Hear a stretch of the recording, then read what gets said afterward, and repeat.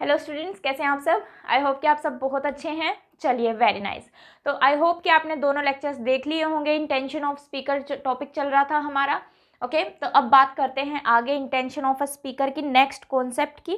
तो हम कर चुके हैं वर्ब की सेकंड फॉर्म तक, मैं आपको बता चुकी हूँ। ठीक है, आप कब उसको रियल बोलेंगे, ठीक है, कब आप उसको मीन्स की टेंस में यूज़ करेंगे, कब आप उसको मूड वर्ब बोलेंगे, यहाँ तक चीज़ें हमें क्लियर हैं। चलिए, वेरी नाइस। तो नेक्स्ट कॉन्सेप्ट देखते हैं हमारा, और नेक्स्ट कॉन्सेप्ट है हमारा, हमारे पास एक वर्ड होता है that is as if conjunction होता है। तो हम क्या कहते हैं, मीनिंग क्या होता है हमारे पास, मानो। तो चलिए देखते हैं इसका यूज़ कैसे होता है। ठीक है, तो देखिए फॉर एग्जाम्पल अगर मैं बोलूँ कि she is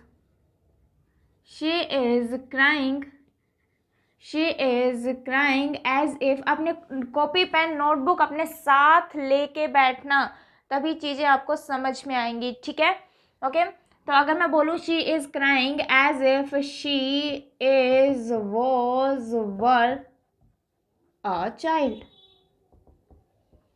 she is crying as if she is was were a child. तो हम कह रहे हैं कि वो रो रही है मानो, वो रो रही है मानो कि वह कोई बच्ची हो, वह रो रही है मानो कि वह कोई बच्ची हो। या फिर मैं आपको सीधी लैंग्वेज में अगर समझाऊं तो हम क्या कह रहे हैं कि वह बच्चे की तरह रो रही है, वह बच्चे की तरह रो रही है। अगर आप एक एक वर्ड का मीनिंग निकालेंगे तो क्या निकल के आ रहा है, वह रो रही है मानो वह बच्ची हो। ठीक है, और दूसरा अगर हम सिंपल लैंग्वेज में बोले तो हम क्या कह देते हैं, अगर कोई रो रहा है, कोई बड़ा रो रहा है, तो हम क्या कहते हैं, क्या बच्चे की तरह रो रहा है, ऐसे बोलते हैं ना। तो दैट मीन्स कि इमेजिनेशन है। अब वो बच्चा तो नहीं है ना, जिसको हमने ये बात बोली कि क्या बच्चे की तरह रो रहा है, दैट मीन्स कि वो सिर्फ हम इमेजिनेशन है। ठीक है, अगर हम बात बोलें तो जिसको हम ये बात बोलेंगे वो बच्चा तो है नहीं, क्योंकि हम एक बच्चे को ये थोड़ी ना बोलेंगे जाके कि तू क्या बच्चे की तरह रो रहा है। क्यों? क्योंकि बच्चा तो बच्चे की तरह ही रोएगा ना। चीज़ें समझ में आ रही है, बच्चा तो बच्चे की तरह ही रोएगा। अब हम बड़े को कह सकते हैं कि क्या बच्चों की तरह रो रहा है। दैट मीन्स यहाँ से आपको एक चीज़ क्लियर हो जाती है कि हम कह रहे हैं कि वह किसकी तरह रो रही है, बच्चे की तरह रो रही है। इसका मतलब जो ये शी है वो चाइल्ड तो है नहीं, शी जो है वो चाइल्ड तो है नहीं, वो सिर्फ बच्चे की तरह रो रही है। ठीक है, तो अब अगर ये चाइल्ड नहीं है दैट मीन्स कि हमारे पास रियल सिचुएशन नहीं है, और रियल सिचुएशन के लिए हम इज यूज़ कर लेते हैं, वो भी नहीं आ सकता। वॉज यूज़ कर लेते हैं रियल सिचुएशन के लिए, वो भी नहीं आ सकता। तो ऐसे सेंटेंस में हमारा सिर्फ और सिर्फ क्या सही होगा, वर सही होगा, क्योंकि हम सिर्फ इमेजिन ही कर रहे हैं कि भाई वो बच्चे की तरह रो रही है ना, वो बच्चे की तरह रो रही है। तो हमेशा ध्यान रखें कि किसी बच्चे को जाके हम ये बात नहीं बोलेंगे कि क्या बच्चे की तरह रो रहा है। ठीक है, वो बच्चा है तो बच्चे की तरह ही रोएगा। ओके, तो हम किसी और को, बड़े को ये बोल सकते हैं कि भाई क्या बच्चों की तरह रो रहे हो आप। इसका मतलब क्या है कि वो बच्चा नहीं है, हम सिर्फ इमेजिन कर रहे हैं कि वो बच्चों की तरह रो रही है। क्लियर है सभी को? पहला सेंटेंस समझ में आया?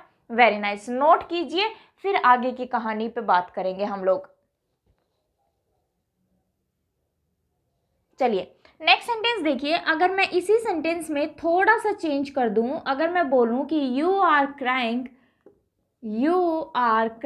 एज इफ यू आर या फिर वर अ चाइल्ड, बताइए मुझे क्या आएगा सेंटेंस के अंदर। ठीक है, तो आप यहाँ पे ही वीडियो पॉज करके पहले सेंटेंस सॉल्व कीजिए, कमेंट में आंसर लिखिए, फिर हम बात करेंगे, फिर अपना आंसर देखना आगे कि इसका आंसर क्या हो सकता है। ठीक है, तो चलिए बात करते हैं। तो मैंने कहा कि तुम रो रहे हो मानो कि तुम कोई बच्चे हो, तुम रो रहे हो मानो कि तुम बच्चे हो। ठीक है, अब मैं क्यों कहूँगी उसको कि भाई तू मान, तू बच्चा है ना। तो अगर हम बात करें तो अब एक बच्चे को तो ये बात नहीं बोलेंगे कि तुम क्या बच्चे की तरह रो रहे हो, है ना।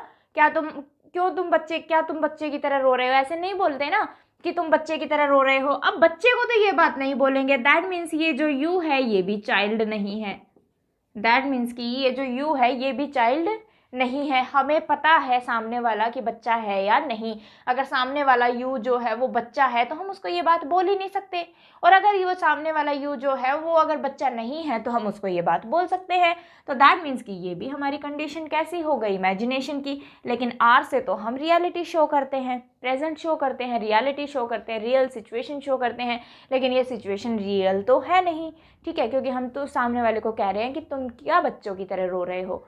समझ में आई चीज़ें, क्लियर है? तो यहाँ पे हमें पता है, जो ऊपर मैंने शी लिखा था या यू लिखा था, हमें पता है कि ये बच्चा नहीं है, ठीक है, क्योंकि अगर ये बच्चा होता तो उसको ये बात हम बोलते ही नहीं। ये बात हम किसको बोलेंगे? जो बच्चा नहीं है। चीज़ें समझ में आई यहाँ तक? क्लियर है सभी को? Very nice. नोट कीजिए, फिर आगे की बात करते हैं।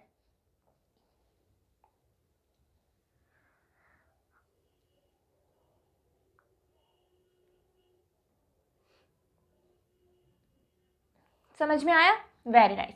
चलिए अब बात आगे करते हैं।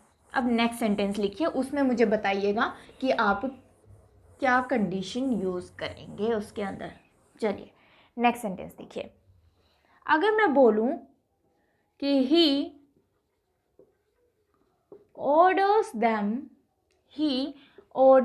them as if he were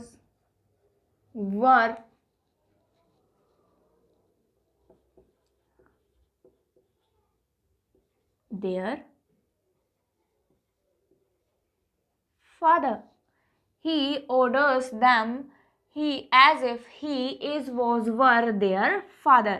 ठीक है, समझ में आया? them की जगह हर कर लीजिए ताकि आप them से भी क्वेश्चन सॉल्व हो जाएगा, दिक्कत कोई नहीं है उसके अंदर, लेकिन आपको इस चीज़ से ज़्यादा समझ में आएगा, ठीक है, क्योंकि जो एग्जाम्पल मैं देने वाली हूँ उसमें ये चीज़ें इंपॉर्टेंट होंगी।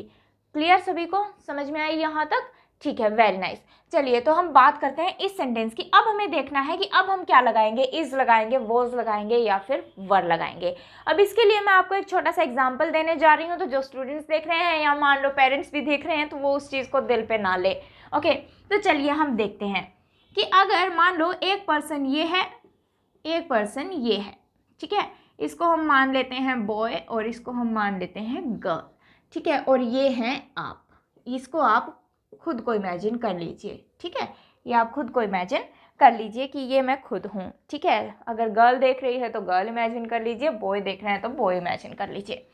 तो अब क्या हुआ कि ये जो हैं ये बैठे हुए हैं एक रेस्टोरेंट के अंदर, ठीक है, कि ये मिलने गए हैं रेस्टोरेंट में, ये आपस में बातचीत कर रहे हैं, बातचीत करते जा रहे हैं, और आप क्या कर रहे हो? आप इनको देख रहे हो कि भाई हाँ ठीक है, दो फ्रेंड्स बैठे हुए हैं तो क्या कर रहे हैं? आपस में बात कर रहे हैं, आप इनको नोटिस करे जा रहे हो। बहुत बढ़िया। इतनी देर में क्या होता है कि यहाँ से एक और पर्सन चलता हुआ आ रहा होता है, ठीक है, चलता हुआ आ रहा है और यहाँ जाके इसके पास खड़ा हो गया। वो पर्सन कहाँ जाके खड़ा हो गया? इस गर्ल के पास जाके खड़ा हो गया। समझ में आ रही है स्टोरी? ठीक है, वेरी नाइस। तो अब आपको एक चीज़ तो समझ में आ गई कि भाई ये जो पर्सन आया है ये गुस्से में लाल, ये जो पर्सन आया है ये है गुस्से में लाल, ठीक है। तो आपको एक चीज़ तो समझ में आ गई कि भाई इनको अब पड़ने वाली है डांट। इनको क्या पड़ने वाली है? डांट पड़ने वाली है। चाहे यहाँ पे ना पड़े रेस्टोरेंट के अंदर, लेकिन घर जाके तो डांट जरूर पड़ने वाली है, बहुत अच्छे वाली, बहुत अच्छी बात है। चलिए अब देखिए, अब इन्होंने इनको ऑर्डर दिया, ठीक है, इस गर्ल को ऑर्डर दिया और उसको अपने साथ में ले गया, ठीक है, इसको ऑर्डर दिया कि चलो मेरे साथ, और वो उसको ले गया।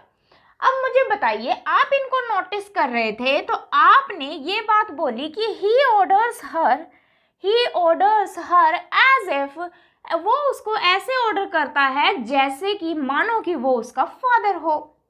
वो उसको ऐसे ऑर्डर करता है मानो कि वो उसका फादर हो। समझ में आया? क्लियर हुई चीज़ें? कि जैसे ही उसने गुस्से में आके इस लड़की को बोला तो आपको क्या लगा कि भाई उसने उसको ऐसे ऑर्डर दिया या उसको ऐसे डांट लगाई या इस तरीके से बोला कि मानो वो उसका फादर हो, ठीक है। अब आपको क्या पता कि वो उसका फादर है या नहीं?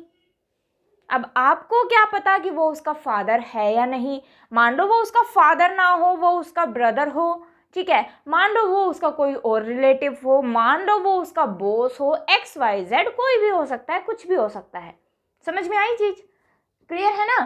तो अब मुझे बताइए, हो भी सकता है, दैट मीन्स कि ये जो पर्सन है ये इसका फादर हो भी सकता है और नहीं भी हो सकता है। फादर हो भी सकता है और नहीं भी हो सकता, दोनों से सिचुएशन है, ठीक है। लेकिन आपने एक बात बोली कि भाई वो उसको ऐसे डांट रहा था, मानो उसका फादर हो, ठीक है। तो आपको अब एग्जैक्टली नहीं पता कि वो उसका फादर भाई हो भी सकता है, क्या पता कोई और पर्सन हो, नहीं भी हो सकता है।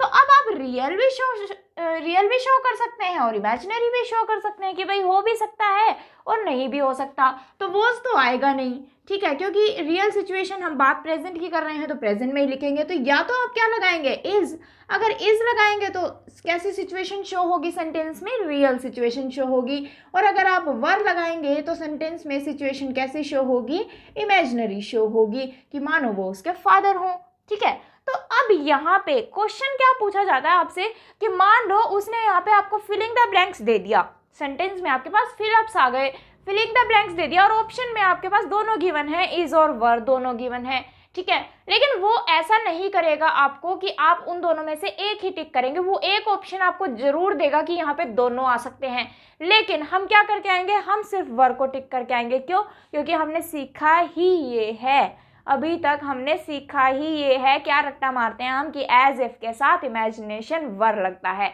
एज इफ के साथ वर्ब की सेकंड फॉर्म लगती है, एज इफ के साथ वॉज वर्ब में से हमेशा वर लगता है, ठीक है। तो ऐसा नहीं है कि आपको जैसे ही एज इफ दिखा तो आप हमेशा ही वर लगा के आ जाएंगे, हो सकता है वो सिचुएशन रियल भी हो सकती है, ठीक है। तो वो मैं बार बार बोलती हूँ कि सेंटेंस का मीनिंग निकालिए, सेंटेंस की सेंस समझिए, उसी से आपको चीज़ें क्लियर होंगी कि सेंटेंस में वो कहना क्या चाह रहा है। तो अब अगर आपको चीज़ें क्लियर हैं तो आप ये गलती नहीं करेंगे कि सिर्फ वर लगा के आएंगे। यहाँ पे दोनों चीज़ें पॉसिबल हैं, रियल चीज़ भी पॉसिबल है और इमेजिनरी भी पॉसिबल है। चीज़ें क्लियर हुई कि हो भी सकता है और नहीं भी हो सकता, according to sentence, according to tense. Clear है चीज़ें? नोट कीजिए, ये बहुत इंपॉर्टेंट कॉन्सेप्ट है, ठीक है। तो अब इसके बाद आगे बात करते हैं, स्क्रीनशॉट ले लीजिए या फिर इसका नोट कर लीजिए, फिर आगे बताती हूँ मैं आपको चीज़ें। क्लियर है? चलिए, वेरी नाइस। अब देखिए नेक्स्ट क्वेश्चन में मुझे बताइएगा कि आप क्या लगाएंगे। नेक्स्ट क्वेश्चन लिखिए, फिर बात करते हैं। अगर मैं बोलूं आपको कि ही orders me as if he is या फिर वर या फिर was my father, he orders me as if he is were was my father, ठीक है। तो अब मुझे बताइए इन तीनों में से आप क्या लगाएंगे। पॉज करके पहले क्वेश्चन सॉल्व करो, फिर इसकी एक्सप्लेनेशन देखना और कमेंट में मुझे आपको आंसर करके जरूर बताना है कि इसका आंसर क्या होगा, ठीक है। तो अगर हम बोले, हम कह रहे हैं कि वह मुझे ऐसे ऑर्डर देता है कि मानो वो मेरे फादर हों। अब मुझे एक बात बताओ, क्या आप अपने फादर के बारे में ये बात बोलेंगे कि वो मुझे ऐसे ऑर्डर करता है जैसे कि वो मेरे फादर हों? नहीं बोलेंगे ना। अब फादर है तो फादर की तरह ही ऑर्डर करेगा। चीज़ें समझ में आ रही है? अब अगर फादर है तो फादर की तरह ही ऑर्डर करेंगे ना। क्लियर है? तो ये बात हम किसके लिए बोल सकते हैं, दैट मीन्स कि हमें पता है कि सामने वाले मेरे फादर नहीं है, हमें पता है कि सामने वाला जो इंसान है वो मेरे फादर नहीं है, तभी तो हम ये बात बोल सकते हैं ना कि वो मुझे ऐसे ऑर्डर करता है जैसे कि मेरा फादर हो, ठीक है। लेकिन वो फादर नहीं है, तो आपको ये सिचुएशन जो है वो रियल नहीं है कि दैट मीन्स कि ये जो ही है वो आपके फादर नहीं है, ये मी को पता है। क्लियर है चीज़ें? और जब ये सिर्फ इमेजिनेशन बन रही है आपके पास तो इज और वाज का तो सवाल ही पैदा नहीं होता, क्योंकि इज और वाज तो हमेशा रियलिटी दिखाते हैं। तो हमारे पास सिर्फ क्या बच जाता है, वर बच जाता है, ठीक है। तो ये एज इफ के साथ आप दोनों ही सिचुएशंस को यूज़ कर सकते हैं, रियलिटी भी और इमेजिनेशन भी। कैसे यूज़ कर सकते हैं मैं आपको बता चुकी हूँ, ठीक है। तो आज से ये रट्टा नहीं मारना है कि जैसे ही एज इफ दिखे सिचुएशन जो है वो इमेजिनरी बना दो, नो, ऐसा कुछ भी नहीं होता, ठीक है। आपको सेंटेंस की सेंस निकालनी है, उसके मीनिंग को समझना है। एक चीज़ और ध्यान से डिफरेंस समझिए, मैं ये नहीं कह रही कि सेंटेंस की हिंदी करो, सेंटेंस की हिंदी नहीं करनी है, सेंटेंस का मीनिंग समझना है, सेंटेंस का मीनिंग निकालना है, सेंटेंस की सेंस को समझना है, सेंटेंस की हिंदी नहीं करनी, ठीक है। कैसे? फॉर एग्जाम्पल अगर मैं बोलूँ आपको I want an ice cream now, I want an ice cream now.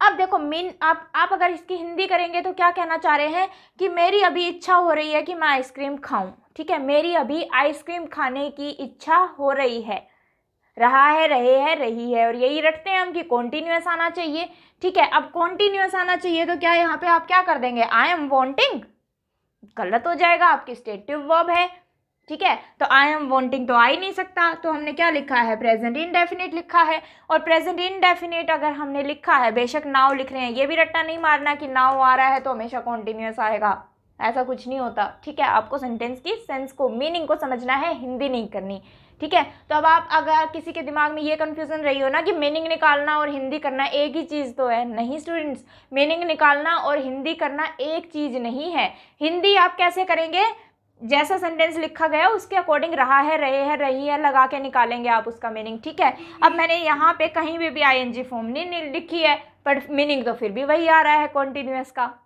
समझ में आया। अब वॉन्ट जैसे ही आपको दिख रहा है, प्रेजेंट इंडेफिनिट दिख रहा है, तो आप इसकी हिंदी करने की क्या कोशिश करेंगे, ता है, ते है, ती है, सेंटेंस आपका गलत हो जाएगा। अब सेंस तो ये कॉन्टिन्यूअस की ही दे रहा है, लेकिन हमने लिखा कॉन्टिन्यूअस कहीं भी नहीं, ठीक है। तो आपके ये कॉन्सेप्ट्स क्लियर जिसके नहीं हैं, जो डायरेक्ट आज की वीडियो देख रहे हैं, सबसे पहले टेंस की सारी वीडियोस को कंप्लीट करें, उसके बाद इंटेंशन ऑफ स्पीकर देखें, आपको बहुत अच्छे से तरीके से समझ में आएगा, ये मेरी गारंटी है, ठीक है। कि आपको बिल्कुल भी ये नहीं लगेगा कि ये चीज़ मुझे नहीं आती है, कि मैम ऐसा क्यों बोल रही हैं, जिसने डायरेक्ट आज की वीडियो देखी हो, पीछे के लेक्चर्स ना देखे हों, उनकी मैं बात कर रही हूँ। क्लियर है सभी को? वेरी नाइस, नोट डाउन कीजिए। देन अगले कॉन्सेप्ट की हम बात करते हैं। तो ये साथ साथ लिखते जरूर चलना कि यहाँ पे जो वर है वो क्यों लिखा है, क्योंकि ये इमेजिनेशन की बात कर रहा है, इमेजिनरी है। इज आ रहा था तो वो रियलिटी थी, ठीक है। तो इस तरीके से लिखते जरूर चलना, ताकि आप जब चीज़ों को रिवाइज करेंगे आपके एग्जाम के टाइम पे, तो आपको चीज़ें ध्यान रहें कि हमने क्या लिखा था, क्या पढ़ा था, और आपको वीडियोस जो हैं वो दोबारा देखने की कोशिश देखनी ना पड़े। मैं कहना क्या चाह रही हूँ आपको, इन चीज़ों को स्टूडेंट बहुत ध्यान से समझो कि अगर आपको एक बार नोट्स बनाने में, जैसे आप अभी नोट्स बना रहे हैं, तो बेशक आपको टाइम लग जाए, आप एक एक चीज़ को अपनी नोटबुक में लिखिए। क्यों? क्योंकि जब आगे आप कभी भी एग्ज़ाम देंगे, ठीक है, आपका मान लो 6 महीने बाद एग्ज़ाम है, या नेक्स्ट ईयर, अगर नेक्स्ट ईयर के लिए आप प्रिपेयर कर रहे हैं, तो अभी से आपके नोट्स ऐसे बना लीजिए कि आपको दोबारा लेक्चर देखने की ज़रूरत ना पड़े, दोबारा कोई भी किसी का भी लेक्चर आपको दोबारा देखने की ज़रूरत ना पड़े।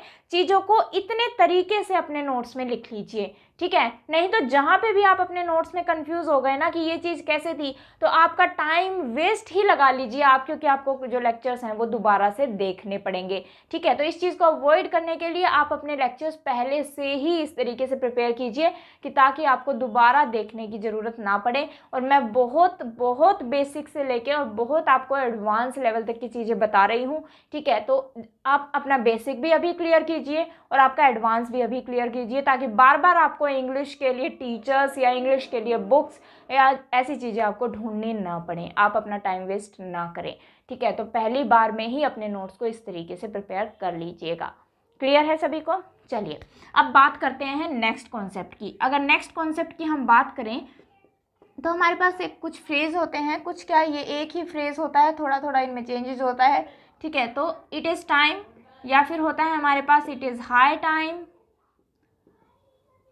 या फिर होता है इट इज़ अबाउट टाइम, या फिर कई बार वो बोल देता है आपको इट इज़ राइट टाइम, ठीक है। It is time, it is high time, it is about time, okay. तो अब इनके साथ सिचुएशन क्या आती है कि अगर इनके बाद दो सिचुएशंस आपकी बनेंगी। पहले मैं आपको एग्जाम्पल से समझा देती हूँ, देन आप नोट कर लेना, तो थोड़ा सा स्पेस अपना छोड़ के चलना, ठीक है। तो बात करते हैं एग्जाम्पल की सीधा ही, कि अगर मैं बात करूँ, आपको लिखूँ इट इज़ टाइम टू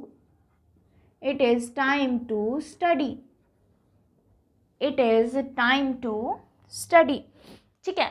तो मैंने क्या कहा कि पढ़ने का समय हो गया है। जिसको दिक्कत आती हो वो हिंदी का मीनिंग जरूर लिख लेंगे। अब मैं क्या कह रही हूँ, पढ़ने का समय हो गया है, दैट मीन्स कि मैं टाइम की बात कर रही हूँ कि भाई पढ़ने का टाइम हो गया है। It is time to study, कि पढ़ने का समय हो गया, कि भाई अब हमें पढ़ना चाहिए, पढ़ने का टाइम हो गया है। तो दैट मीन्स कि मैंने जब आपको क्या लगाया, टू प्लस वर्ब की फर्स्ट फॉर्म यूज़ की। ध्यान देंगे, जब मैंने क्या यूज़ किया इनके बाद, टू प्लस वर्ब की बात की, तो ये आपको क्या शो कर रहा है, टाइम शो कर रहा है। दैट मीन्स कि ये एक नॉर्मल सेंटेंस है, नॉर्मल यूज़ है, ठीक है, नॉर्मल यूज कह सकते हैं आप, नॉर्मल सेंटेंस कह सकते हैं। तो एक नॉर्मल सा सेंटेंस बनाया हमने कि it is time to study. ऐसे ही अगर मैं बोल दूं आपको कि it is time to go there, it is time to go there, कि वहाँ जाने का समय हो गया है, ठीक है। तो हम कहते हैं ना कि मान लो कोई घर में आपस में बात कर रहे हैं, तो हम जाके कहते हैं कि यार चलने का समय हो गया है, ठीक है, जाने का समय हो गया है, वहाँ पे जाना है, तो टाइम हो गया है, ऐसे बोलते हैं ना। तो वही चीज़ है ये कि it is time to go there, it is time to study, it is time to sleep, कुछ भी बोल सकते हैं आप लोग। समझ में आई चीज़ें। तो जब आपको नॉर्मल यूज़ करना है, नॉर्मल सेंटेंस बोलना है, दैट मीन्स कि आप टाइम शो करना चाहते हैं कि इस चीज़ का टाइम हो गया है, ठीक है, ये काम करने का टाइम हो गया है। जब आप टाइम शो करना चाहते हैं सेंटेंस में, तो हम क्या लगा लेते हैं, टू प्लस वर्ब की first form. Two plus verb की फर्स्ट फॉर्म, इसको डिटेल में हम पढ़ेंगे वर्ब एडवांस के अंदर, अभी इतने ही याद रखिए। तो चीज़ समझ में आई, ठीक है। तो आपने यहाँ पे क्या शो किया, टाइम शो किया, एक नॉर्मल यूज़ आपने बताया है। यहाँ तक क्लियर है चीज़ें, नोट कीजिए, फिर बात आगे करती हूँ।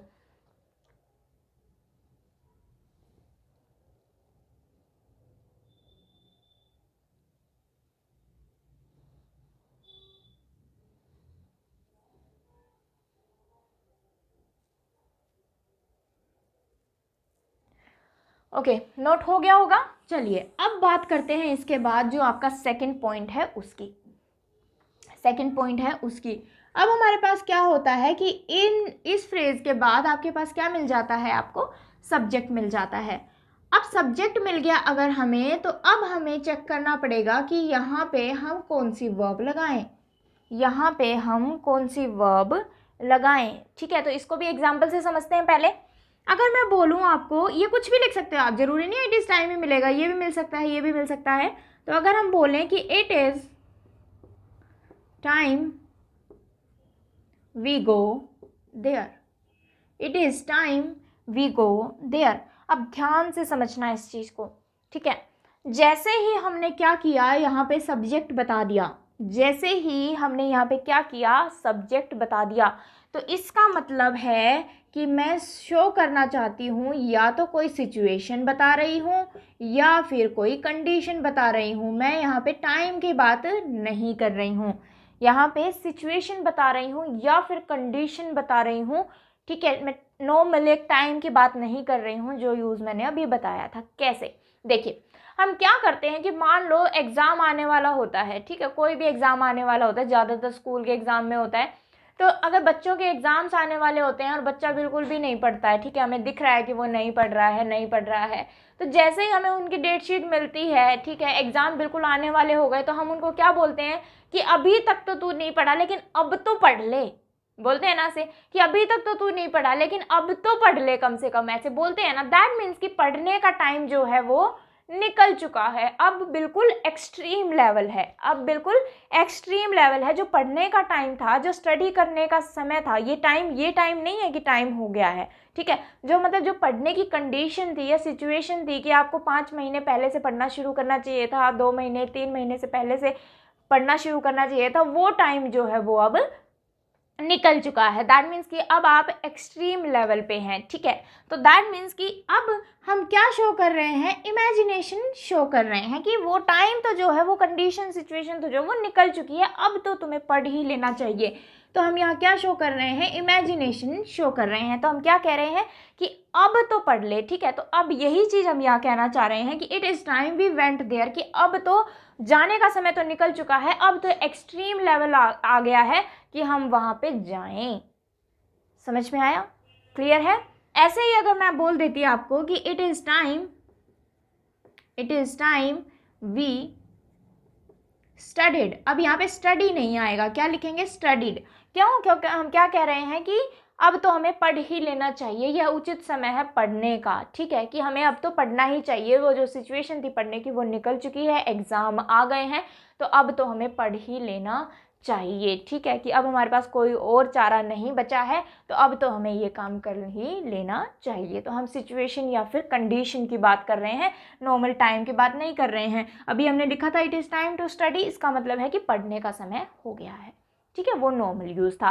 लेकिन जैसे ही आपने सब्जेक्ट के साथ इसको दिखाने की कोशिश की, तो अगर आप वर्ब की फर्स्ट फॉर्म को यूज़ करेंगे तो वो तो हैबिट शो कर देगा, वो तो क्या शो कर देगा, हैबिट शो कर देगा। लेकिन हमने जैसे ही लिखा इट इज़ टाइम वी, तो हम कोई सिचुएशन कंडीशन, और वो भी कैसी, इमेजिनेशन की। और इमेजिनेशन की अगर हम कंडीशन शो करना चाहते हैं तो उसमें हम क्या लगाते हैं, वर्ब की सेकंड फॉर्म लगाते हैं, वर्ब की सेकंड फॉर्म यूज़ करते हैं।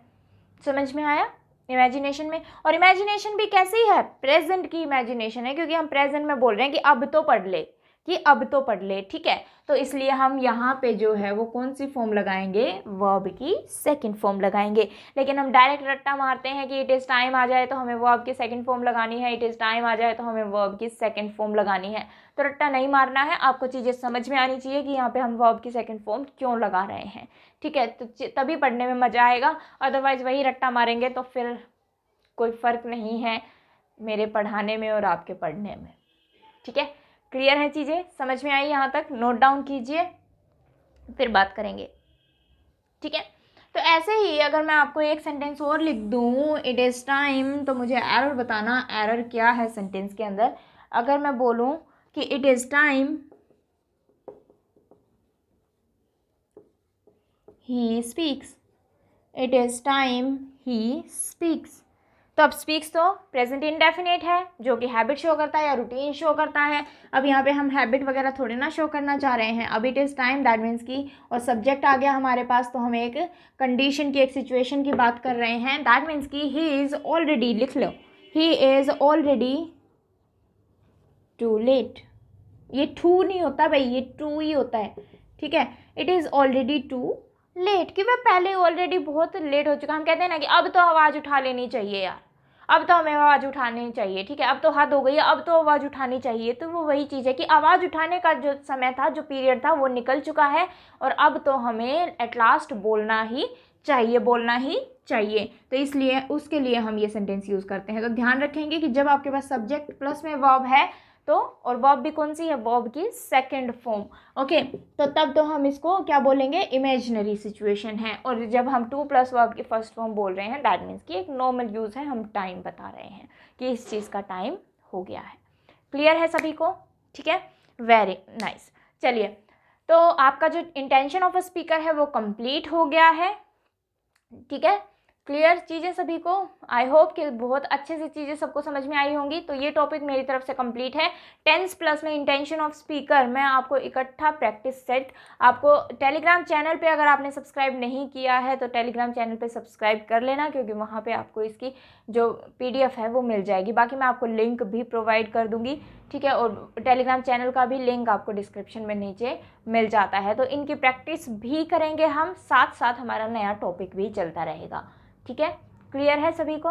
चलिए, वेरी नाइस। तो अगर कोई भी आपको डाउट है कमेंट सेक्शन में मुझे बताइए। लेक्चर अच्छा लगा तो भी मुझे बताइए कमेंट सेक्शन में। और अगर आपको लगता है कि नहीं इस चीज़ की कमी है या मैम ने ये नहीं बताया, तो आप सजेशन भी दे सकते हैं मुझे कमेंट करके। ठीक है, तो और अगर आपको लेक्चर अच्छा लग रहा है तो लाइक भी कीजिए, और जिसने चैनल को सब्सक्राइब ना किया हो वो चैनल को सब्सक्राइब जरूर कर ले, ताकि आपको नोटिफिकेशंस मिलती रहें। क्लियर? चलिए, वेरी नाइस। तो ख़त्म करते हैं आज का लेक्चर, बाकी हम कल के लेक्चर में मिलेंगे दोबारा से।